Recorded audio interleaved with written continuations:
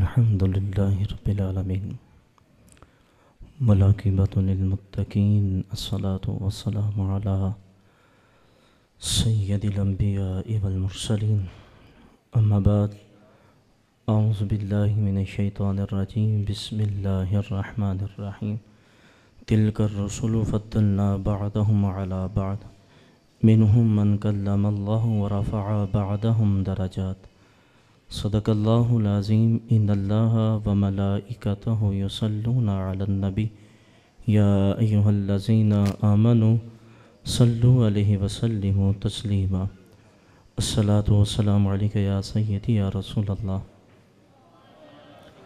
وعلی آلک وصحابک یا سیدی یا نور اللہ۔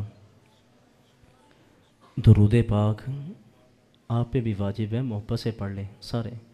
الصلاۃ والسلام علیک یا سیدی یا رسول اللہ وعلی آلک وصحابک یا سیدی یا نور اللہ۔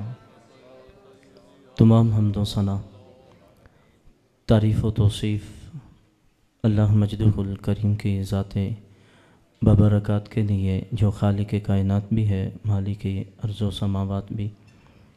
اللہ جل کی حمد و ثنا کے بعد حضور نبی اکرم رسول محتشم احمد مجتبیٰ حضرت محمد مصطفیٰ صلی اللہ علیہ وآلہ وسلم کے حضور ناز عقیدتوں، ارادتوں، محبتوں، برا نیازمندیوں کا خراج پیش کرنے کے بعد میرے نہایت ہی دوست حضرت علامہ مولانا شہزاد احسن عارف جماعتی صاحب زیدہ مجدہ، بانی محفل بھائی محمد سلیمان خان مغل صاحب اور بزرگوار جناب منظور خان صاحب اور جتنے بھی دوست احباب ہیں، علماء ذی وقار، السلام علیکم ورحمۃ اللہ وبرکاتہ۔ اللہ تعالیٰ نے قرآن مجید فرقان حمید میں ارشاد فرمایا، تلک الرسل فضلنا بعضهم علی بعض، یہ رسول ہے جن کو ہم نے بعض پر فضیلت دی ہے، اور ان میں سے کچھ ایسے رسول ہیں کہ اللہ نے جن سے کلام کیا، اور بعض ایسے رسول ہیں کہ جو درجوں میں سب سے بلند ہے۔ وہ کیا کسی نے کہا تھا، کوئی فلک تے رہ یار گیا، کوئی جا سدرا تے ہار گیا، ایک کالیاں زلفاں والا سی جڑا عرش تو بھی لنگ پار گیا۔ اللہ تعالیٰ نے حضور علیہ السلام کو وہ عظمتیں، وہ عزتیں، وہ رفعتیں، وہ مقام عطا کیا ہے جو حضور ہی کا مقصود ہے۔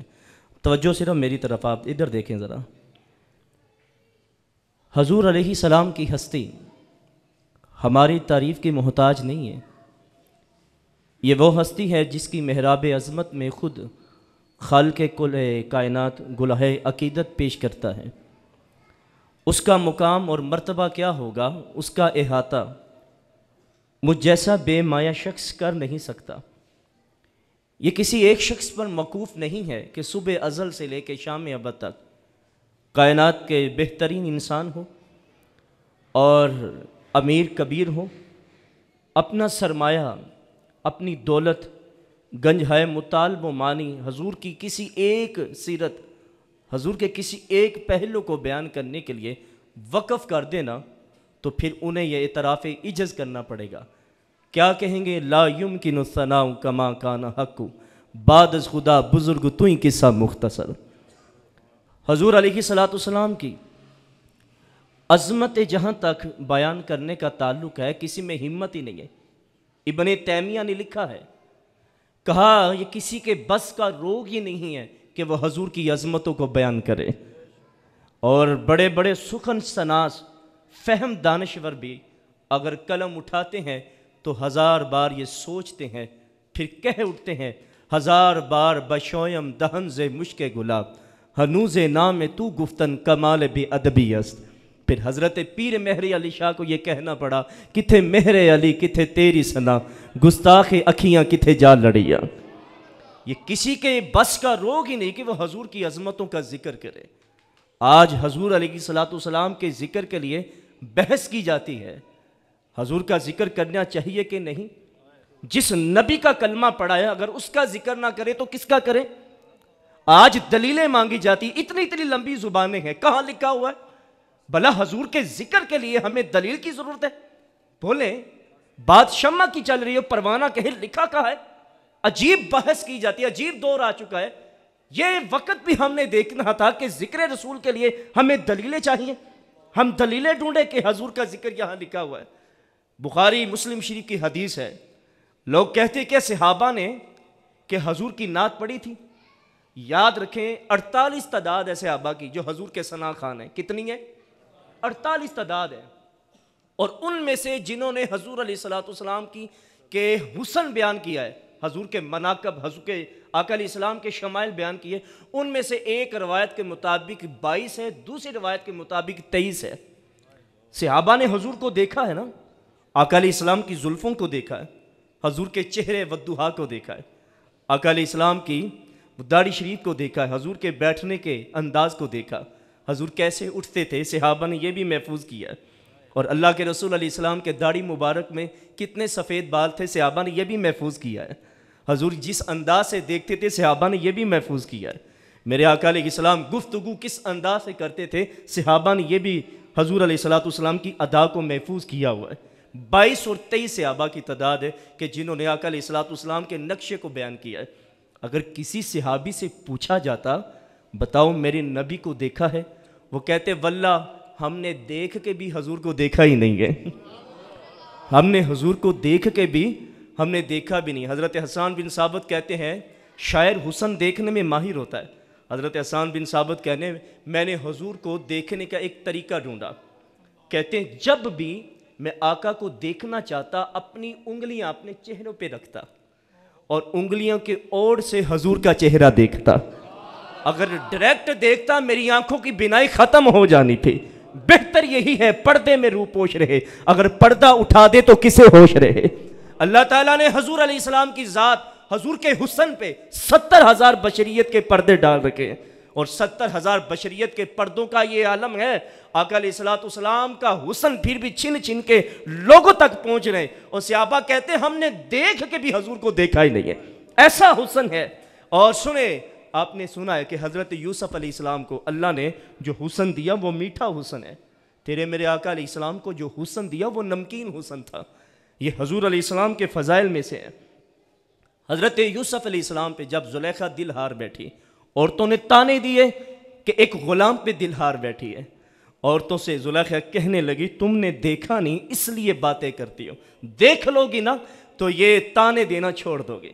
کہا پھر ہمیں ملوایا جائے۔ آقا علیہ السلام کا جو حسن وہ نمکین تھا، یوسف کا میٹھا حسن تھا۔ سنیں، دل پہ ہاتھ رکھیں اور جمعے حضور سے محبت کرتے ہیں اور زیادہ محبت کریں گے۔ اچھا، زلیخا نے عورتوں کو دعوت دی، ٹیبل پہ بٹھایا اور انواع اقسام کے پھل پڑے ہوئے تھے۔ چھریاں اتنی تیز تھی اگر انگلیاں بھی کاٹ لی جائے تو جلدی سے کٹ جائے، زور نہ لگے، ایسی چھریاں تھیں۔ جب حضرت یوسف علیہ السلام سے کہا ہے طلاق، یوسف آ نہیں جاتا، 2 لمحوں کے لیے پیار کی لاج رہ جائے کہ یوسف علیہ السلام نے نقاب کیا ہوا ہے۔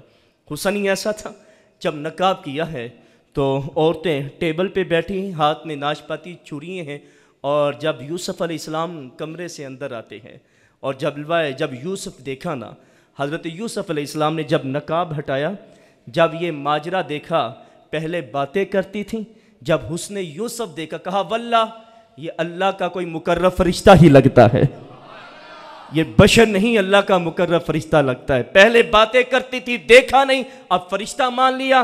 اعلیٰ حضرت رحمت اللہ علیہ فرماتے ہیں حسن یوسف پہ کٹی مصر میں انگشت زنا، سر کٹاتے ہیں تیرے نام پہ مردان عرب۔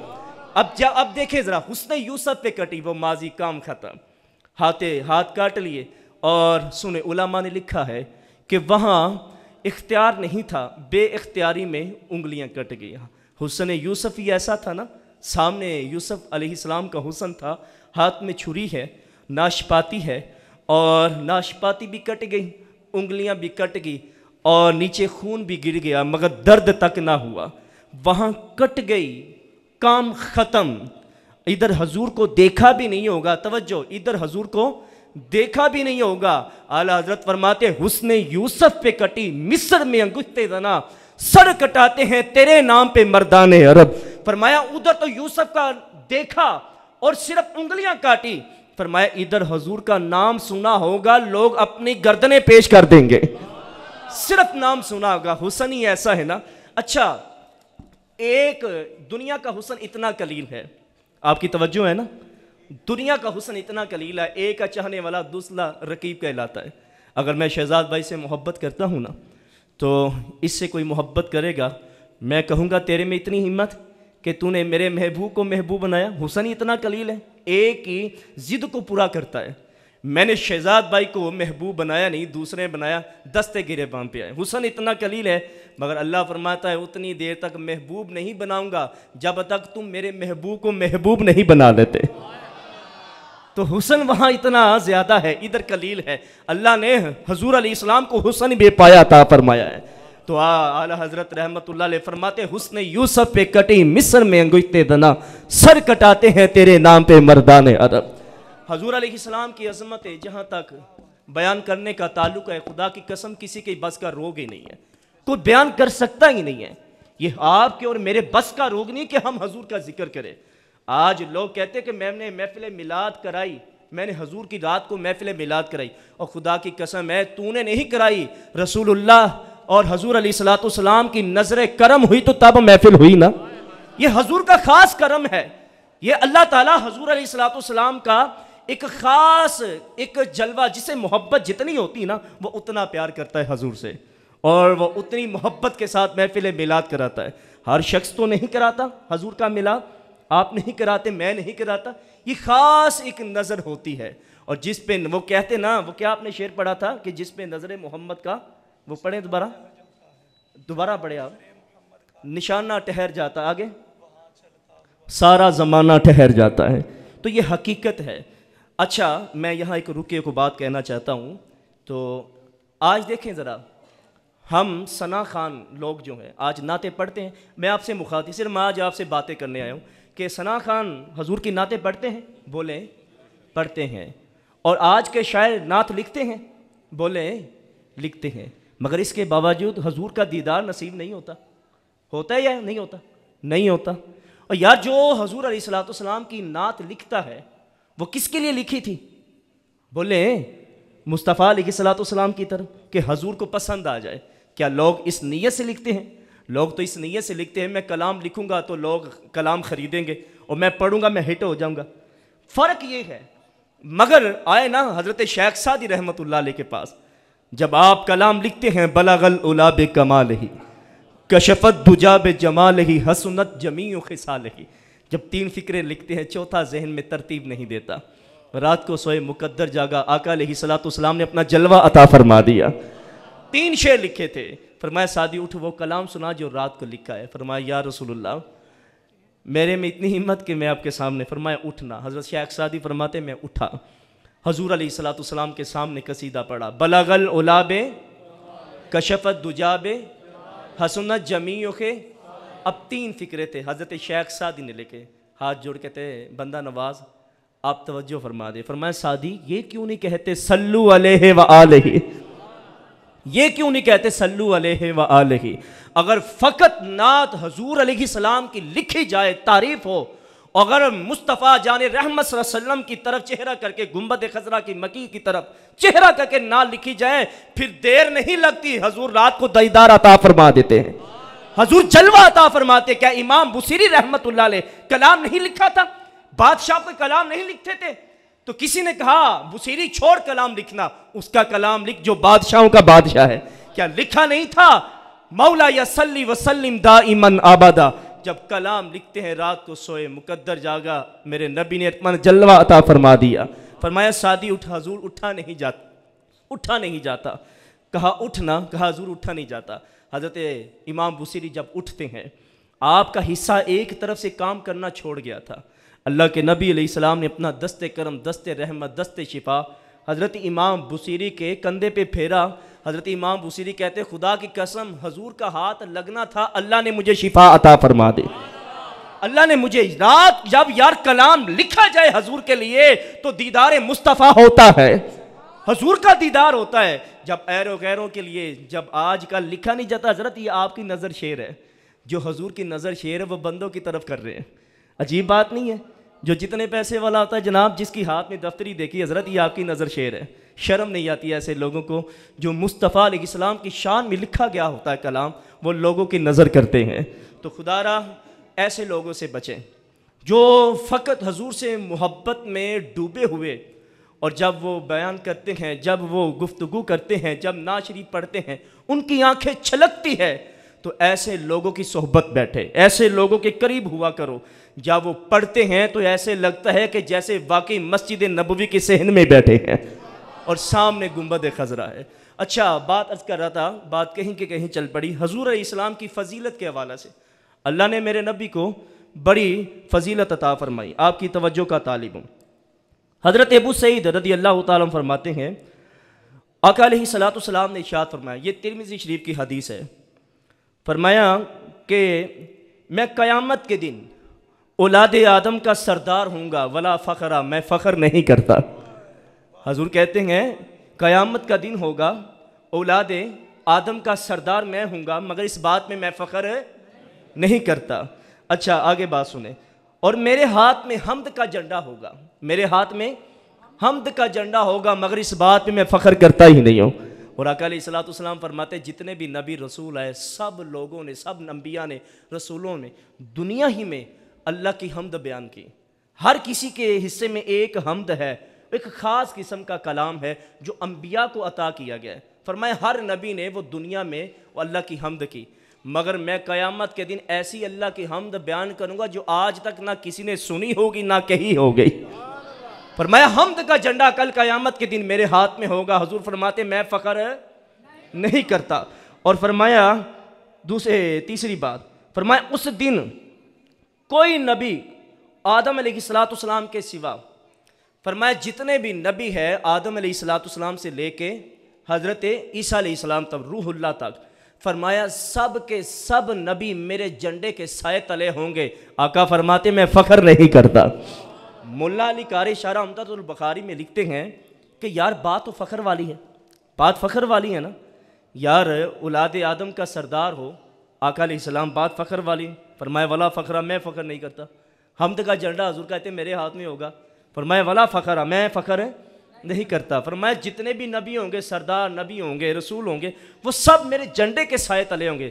حضور کہتے ہیں میں فخر نہیں کرتا. اچھا ملا علی قاری کہتے ہیں یار بات تو فخر والی ہے. آدم بغیر ماں باپ کے کائنات میں دنیا میں تشریف لائے، یہ تھوڑا اعزاز ہے، وہ حضور کے جھنڈے کے سائے تلے ہوں، بات فخر والی ہے نا. مگر حضور کہتے ہیں ولا فخرہ، میں فخر نہیں کرتا. آدم ثانی حضرت نوح علیہ السلام، وہ حضور کے جھنڈے کے سائے تلے ہو، بات تو فخر والی ہے، مگر حضور کہتے ہیں میں فخر نہیں کرتا. حضرت موسیٰ علیہ السلام، اللہ سے ہم کلام ہونے والا نبی، فرمایا وہ حضور کے جھنڈے کے سائے تلے ہو. حضور کہتے ہیں ولا فخرہ، میں فخر نہیں کرتا. حضرت ابراہیم، اللہ کے خلیل اور رب کا گورا یار، گورا دوست، وہ بھی حضور کے جھنڈے کے سائے تلے ہو. آقا فرماتے میں فخر نہیں کرتا. حضرت یوسف علیہ السلام، جس کے حسن سے سارا مصر جگمگا اٹھا، فرمایا وہ بھی حضور کے جھنڈے کے سائے تلے ہو، بات تو فخر والی ہے، مگر آقا فرماتے ولا فخرہ، میں فخر نہیں کرتا. اور حضرت عیسیٰ علیہ السلام، کلمۃ اللہ، روح اللہ، بغیر باپ کے پیدا ہونے والے، وہ حضور کے جھنڈے کے سائے تلے ہو، بات تو فخر والی ہے، مگر آقا کہتے ہیں میں فخر نہیں کرتا. سنیں اور کلیجے پہ ٹھنڈ پڑے گی. اور ملا علی قاری خود کہتے ہیں یار بات تو فخر والی، آدم حضور کے جھنڈے کے سائے تلے ہو، نوح حضور کے جھنڈے کے سائے تلے ہو، ابراہیم جھنڈے کے سائے تلے ہو، موسیٰ جھنڈے کے سائے تلے ہو، حضرت خلیل اللہ اور حضرت عیسیٰ، حضرت یوسف علیہ السلام، ادریس علیہ السلام، یہ سب نبی رسول حضور کے جھنڈے کے سائے تلے ہو، بات تو فخر والی ہے. حضور کیوں نہیں فخر کرتے؟ ملا علی قاری خود کہتے ہیں یہ حضور کے لیے فخر کی بات نہیں ہے، یہ تو ان نبیوں کے لیے فخر کی بات ہے جن کو مصطفیٰ کے جھنڈے کا سایہ نصیب ہو گیا ہے. دل میں فخر کا دریچہ باز کرنا چاہیے، جن کا تو آقا ہے ان کو ناز کرنا چاہیے. ہمیں ناز ہے کہ ہم حضور علیہ السلام کے امتی ہیں، اور اللہ تعالیٰ نے ہمیں اس فرقے میں، اس عقیدے میں پیدا کیا کہ جہاں ہم ذکر مصطفیٰ کرنے والے ہیں اور حضور کا ذکر سنتے ہیں، ہمارے جو چہرے ہوتے ہیں وہ کھل اٹھتے ہیں، چہروں سے پہچانے جاتے ہیں کہ ہم حضور کا میلاد منانے والے ہیں، ہم حضور سے محبت کرنے والے ہیں۔ صاحبو، میں اپنی گفتگو کا اختتام کرتا ہوں، اور یقین مانے بڑی مشکل سے یہاں تک پہنچا ہوں، وزیر آباد سے چلا ہوں یہاں تک، آگے بھی تھا سلمان بھائی سے میں بڑی دیر کا آیا ہوں، میں نے ان سے کہا تھا کہ 9 بجے تک مجھے فارغ کر دیجئے، تو ابھی بھی جانا آپ کے سامنے جو راستوں کی جو صورتحال ہے، اب دعا کرے اللہ تعالیٰ خیریت سے مجھے واپس لوٹنا نصیب فرمائے، اور میں دعا گہوں کرتا ہوں اللہ آپ میرے لیے دعا کریں، میں آپ کے لیے دعا کروں، اللہ تعالیٰ حضور کے ذکر کا صدقہ ہماری نسلوں کو شاد و آباد فرمائے۔ باقر دعوانا ان الحمد للہ رب العالمین۔